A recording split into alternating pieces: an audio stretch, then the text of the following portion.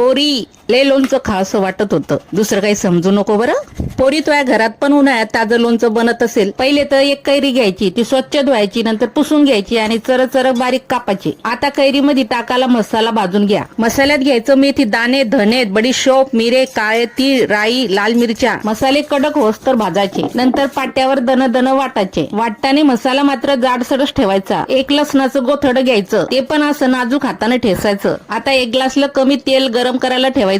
तेल गरम होस्तर कैरीमध्ये मसाले टाकून घ्यायचे. मीठ, हळद, वाटेल मसाला सोबत त्याच्या लाल मिरची, लसूण. गरम तेलामध्ये हिंग टाकायचा. लगेच अर्ध तेल कैरीमध्ये वतायचं. उरेल तेलामध्ये काळे तीळ आणि राई टाकायची. आता उरलेलं तेल पण कैरीमध्ये वतायचं. करा आता इकडून तिकडून. झालं आता लोणचं घ्या भरणीत भरून. पोरी बघतेस काय ठोकेक लाईक. हे ताजं ताजं लोणचं फ्रीज मध्ये ठेवून महिनाभर खाऊ शकतो. पोरी मी सांगते तुला, जे वर्षाचं लोणचं आपण बनवतो त्यापेक्षा पण जाऊ ह्या लोणच्यामध्ये असते. एका कैरीचं का होत नाही, पण लोणचं करून आता घ्या खाऊन.